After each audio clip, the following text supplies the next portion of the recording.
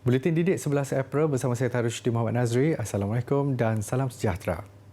Menteri Kanan Pendidikan Datuk Dr. Razi Jidin mengadakan kunjungan ke Kedah semalam bagi menemui warga pendidik di negeri itu. Sesi ramah mesra yang berlangsung seawal jam 7.30 pagi dan berakhir jam 10.30 malam itu membabitkan 4 program. Ia termasuk sesi perjumpaan bersama pengetua, guru besar dan wakil Persatuan Ibu Bapa dan Guru PIBG dari seluruh Parlimen Jerai serta 3 sesi libat urus yang dijalankan secara berasingan dengan PIBG Kedah, guru-guru di bawah Pejabat Pendidikan Daerah PPD Kota Star serta guru besar Kedah dan Perlis. Program berkenaan diadakan sebagai perantaraan bagi para guru untuk memberi pandangan serta cadangan berkaitan pendidikan negara.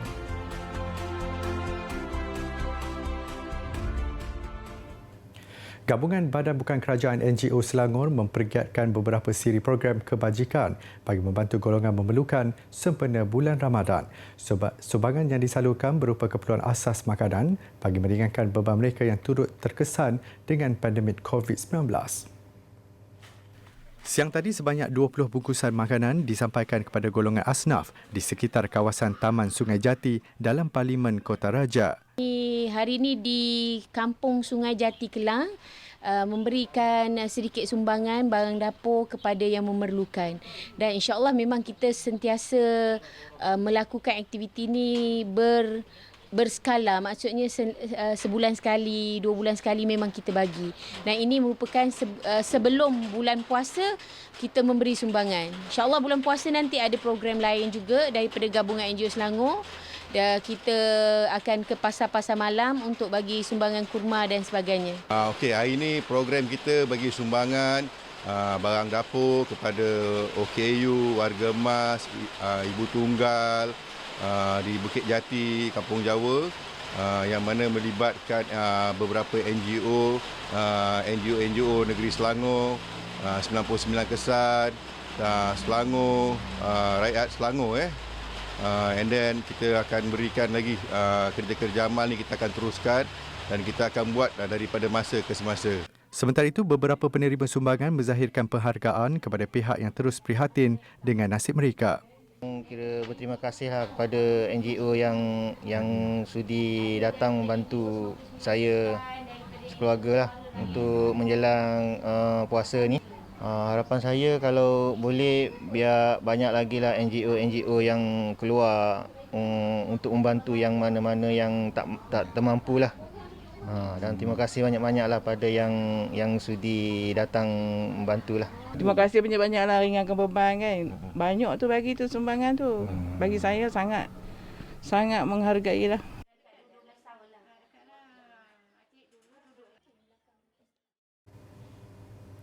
Kira-kira 100 belia menyertai aktiviti gotong royong membersihkan tanah perkuburan Islam Kampung Pandamar Pelabuhan Kelang sempena Ramadan yang akan tiba.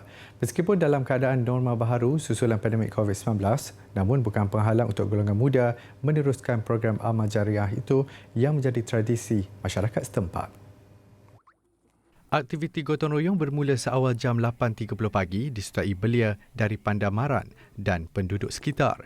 Ia adalah anjuran Kelab Pemuda Sapa Prab dengan kerjasama gabungan kawasan rukun tertangga KRT Taman Suria, KRT Kampung Idaman dan KRT Kampung Pandamar. Saya sangat berbanggalah kalau keseluruhan pemuda-pemuda kita mempunyai sikap yang proaktif macam ni. Tanpa kita ajar pun mereka ada pandangan sendiri membuat kerja-kerja amal ini yang berfaedah untuk masyarakat. Kami sebagai anak muda ingin meneruskan apa yang telah dibuat supaya program ini akan lebih baik dengan adanya pemuda-pemuda di sekitar Kelang ini turut serta dalam program ini. Kegiatan seumpama ini dilihat sebagai khidmat berbakti anak muda serta cerminan membersihkan diri mengisi masa lapang dengan aktiviti yang bermanfaat. Persekutuan Majikan Malaysia MEF yakin isu pengangguran dan gaji permulaan rendah dalam kalangan siswazah baharu adalah sementara. Presidennya Datuk Dr. Syed Hussein Syed Husman berkata, isu berkenaan berpunca daripada situasi yang tidak menentu akibat COVID-19 ketika ini mengakibatkan banyak syarikat berdepan masalah. Menurut Datuk Dr. Syed Hussein, apabila ekonomi mula pulih dan stabil, tahap gaji permulaan akan kembali kepada kadar pasaran yang kompetitif dan siswazah akan dapat menjangka gaji yang lebih tinggi berdasarkan prestasi dan produktiviti mereka. MEF menasihatkan siswazah supaya tidak terlalu bimbang dengan gaji permulaan yang rendah pada masa ini berikutan majikan menghargai pekerja berdasarkan prestasi yang baik dan produktiviti yang tinggi. Beliau berkata pengalaman bekerja akan menjadikan kebolehpasaran siswazah dalam pekerjaan. Menurut Datuk Dr. Syed Hussein, Kementerian Sumber Manusia melalui pelbagai agensi mengadakan banyak program untuk melengkapkan siswazah yang menganggur dengan kemahiran yang relevan.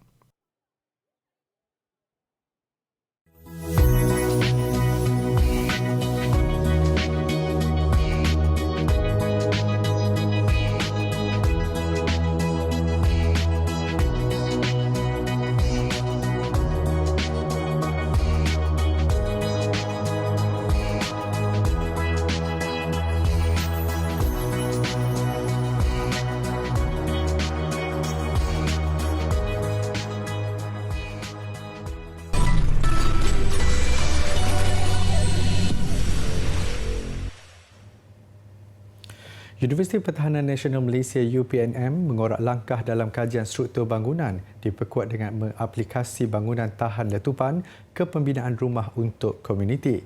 Bersesuaian dengan iklim negara, institusi itu mengadaptasi projek rumah berkenaan menggunakan buluh sebagai bahan utama binaan. Sebuah rumah prototipe menggunakan campuran buluh hasil kajian selama 6 tahun akhirnya dapat disiapkan dengan kos optimum. Ia didirikan di Kampung Repah Tampin dengan menggunakan lebih 1,000 batang buluh sekaligus mengurangkan penggunaan besi konkrit. Buluh ni, one thing, dia fleksibel. Jadi bila kita test di makmal pun, kita lentur dia sampai tahap lenturan yang banyak, tapi bila kita lepas, dia naik balik. Dia very fleksibel. Jadi dia baguslah dengan keadaan yang terdedah pada beban letupan ataupun kita kata earthquake, gempa bumi. Keadaan di dalam rumah itu juga lebih sejuk berbanding rumah konvensional biasa. Projek dibangunkan dengan dana daripada Kementerian Pengajian Tinggi dan turut memanfaatkan komuniti. Bagi penerima seorang bekas korporal tentera Khamis Jobok, rumah itu amat besar maknanya bagi beliau dan 6 orang anaknya. Jika sebelum ini tinggal di rumah PPRT, kini beliau amat bersyukur dapat mendiami rumah sendiri. Dan pagar kawasan rumah ni, saya mungkin akan tambahkan lagi menambahkan hasil rezeki yang ada dalam bumi tanah ni. Mungkin saya tanam pokok-pokok buah-buahan lagi untuk menyara hidup saya, keluarga. Agenda penghijauan Malaysia terus dijayakan komuniti kediaman melalui penganjuran program penanaman pokok sebagai aktiviti bermanfaat pada hujung minggu. Program A Tree for Life Planting the Future Forest adalah satu inisiatif yang dilaksanakan penduduk setempat bagi memelihara kepelbagaian biologi selain meningkatkan kualiti hidup. Acara yang bermula pada jam 9 pagi itu disertai kira-kira 60 peserta membabitkan 40 komuniti kawasan rukun tetangga KRT di Denai Alam Shah Alam, Selangor. Penyelaras program Ahmad Fauzi Muhammad Nazam berkata, inisiatif turut mendapat kerjasama Jabatan Perhutanan Negeri Selangor, Jabatan Alam Sekitar, Jabatan Pertanian serta beberapa wakil NGO berkaitan. Hasrat kita supaya kita dapat menyediakan satu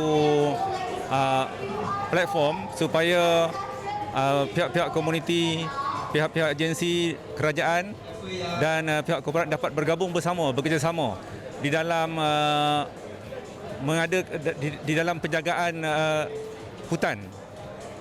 Jadi kita bersama-sama dengan pihak SAMDABI dan pihak NGO TRC-RC yang menjaga bangunan ERKC ini dalam memberi pendedahan kepada komuniti supaya bekerjasama dalam menjaga hutan simpan. Program turut dimeriahkan dengan sudut pameran, sesi perkongsian hasil inisiatif kehijauan dan pelbagai slot interaktif buat seisi keluarga termasuk kanak-kanak. Jadi komuniti ini di Elmina ni merupakan komuniti yang pertama yang engage dengan kita, yang datang berjumpa kita, yang itu yang kita bagi sesuatu keistimewaan lah, kita galakkan dan kita melalui ini nanti akan disebar luas kepada komuniti-komuniti lain yang berminat dan kita boleh panggil bersama-sama untuk menjayakan program penghijauan Malaysia ni bersama-sama dengan kita. Sebanyak 20 batang anak pokok ditanam di sekitar kawasan Pusat Ilmuan Hutan Hujan Tropika Elmina ERKC.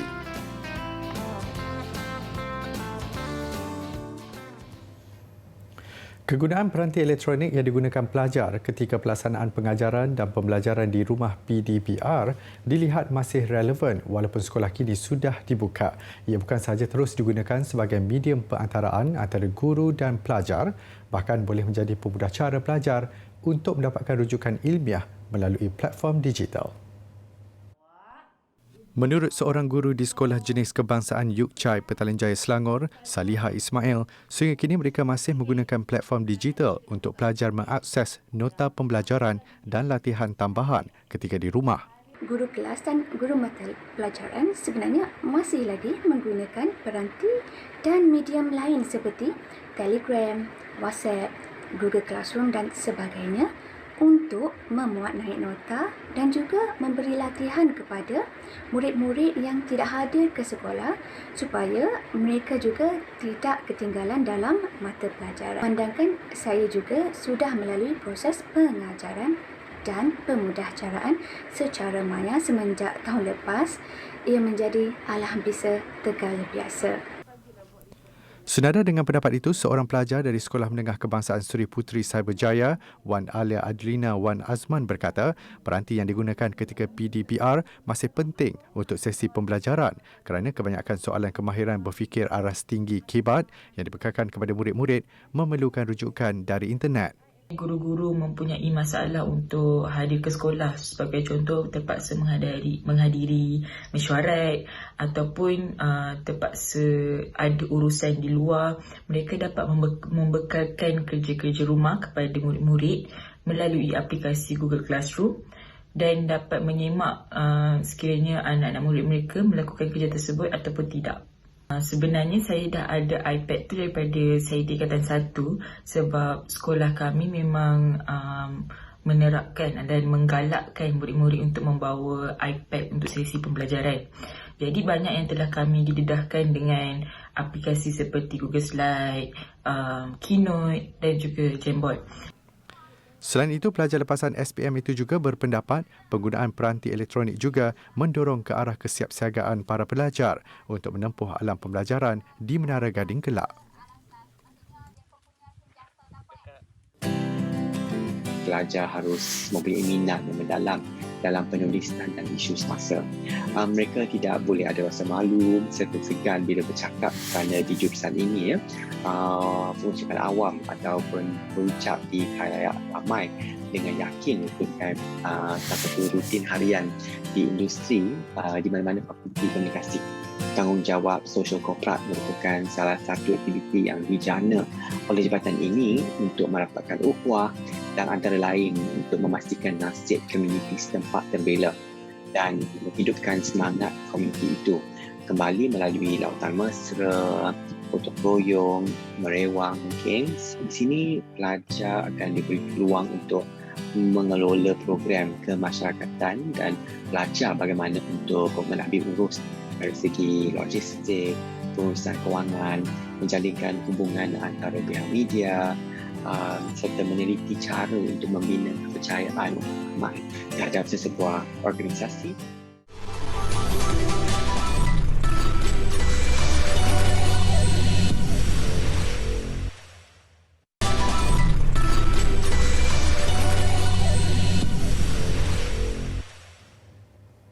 Penerbangan pertama helikopter robotik Ingenuity milik Pentadbiran Aeronautik dan Angkasa Lepas Amerika Syarikat NASA di Marih terpaksa ditangguhkan beberapa hari lagi. NASA berkata penangguhan itu terpaksa dilakukan selepas terdapat beberapa isu teknikal ketika melakukan ujian pada rotor helikopter ringan berkenaan.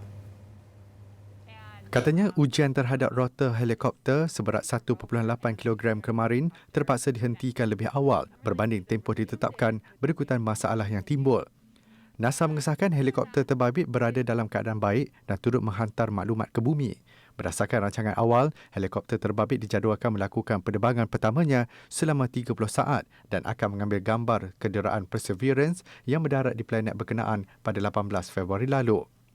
Penerbangan itu juga memberi cabaran besar kerana faktor atmosfera di Marih lebih nipis iaitu kurang 1% berbanding bumi. Ia bermakna bilah rotor helikopter perlu berpusing lebih laju berbanding kelajuannya di bumi bagi membolehkannya terbang. Sebaik saja penerbangan dilakukan, kenderaan itu akan menghantar maklumat teknikal kepada kenderaan Perseverance sebelum disalurkan ke bumi.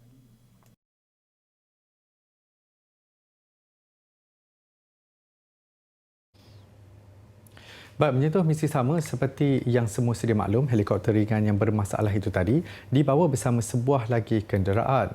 Ia dikenali sebagai rover Perseverance dan sebenarnya sudah mendarat di Marikh pada 18 Februari lalu dalam usaha pencarian kehidupan mikrob di planet berkenaan. Saksikan paparan ini. Setelah menempuh perjalanan sejauh 480 juta kilometer dalam tempoh 7 bulan, Perseverance kini telah pun mendarat di Jazirah Marikh. Setibanya di planet merah itu, payung terjun yang sangat besar memperlahankan kenderaan itu sebelum pendorong menstabilkan platform beberapa meter dari permukaan. Ia kemudian diturunkan menggunakan sistem tali kekang di mana manuver memerlukan masa 7 minit. Objektifnya adalah untuk mencari penunjuk kehidupan yang pernah mendiami Marikh. Untuk itu, saintis berharap dapat menemui bakteria maupun mikrob fosil.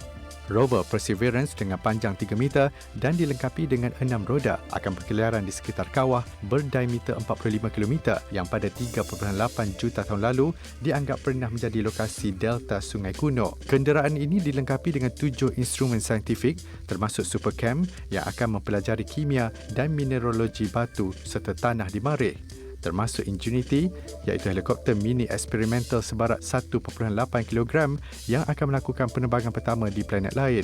Misi dijangka mengambil masa 3 tahun.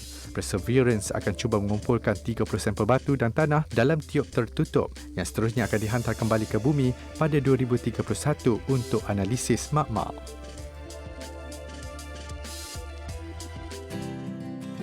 Sepanjang pengalaman saya di universiti ini, sekiranya pelajar tidak mempunyai minat dalam satu-satu kursus yang diambil di universiti, dia akan mendatangkan sesuatu masalah yang berpanjangan kerana sesuatu kursus terbabit memerlukan daya usaha yang berterusan bagi meneruskan kelangsungan pengajian di universiti.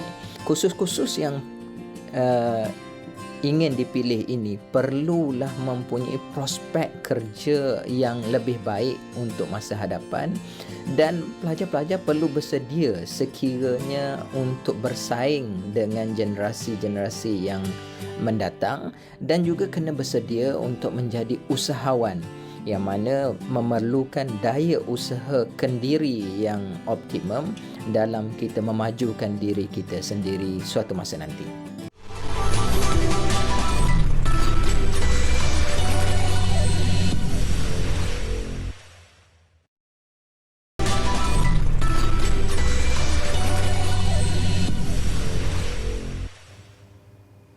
Keadaan padang yang baik akan lahirkan atlet berkualiti. Perkara asas yang amat penting tetapi sering kali diabaikan pemegang taruh, pengamal dan operator sukan di negara ini. Intipati inilah yang ditekankan pada seminar dan sesi dialog berkaitan pengurusan dan penjagaan padang sukan di Universiti Sains Islam Malaysia, USIM. Penceramahnya yang juga Ketua Unit Pengurusan Kemudahan dan Acara Pusat Sukan USIM, Nur Ikma Buhari menjelaskan keadaan padang sukan terutama di sekolah yang tidak diselenggara dengan baik disebabkan kekurangan peruntukan. Ia menyebabkan latihan secara tersusun tidak dapat dilakukan, seterusnya menjejaskan potensi bakat muda untuk dikembangkan. Sesi yang diadakan di USIM ini adalah bagi membantu agar fasiliti utama ini diberi perhatian lebih dengan tips penyelenggaraannya sistematik untuk menjimatkan kos jangka panjang. Pada saya bukan membina fasiliti baru tetapi establish ataupun kita perkemaskan fasiliti sedia ada, kita bagi mereka sedikit peruntukan dan kita guide mereka dengan kepakaran. InsyaAllah bila ada kesedaran di peringkat penjaga padang dan pengguna untuk menghargai kemudahan yang ada, saya pasti visi sukan negara itu akan lebih nampak lebih terselah apabila kita nak bercakap tentang pembangunan sukan di masa akan datang. Seramai 25 peserta terdiri daripada guru-guru sekolah, IPTA dan pihak swasta yang terlibat secara langsung dalam menguruskan kemudahan padang sukan hadir pada sesi ini.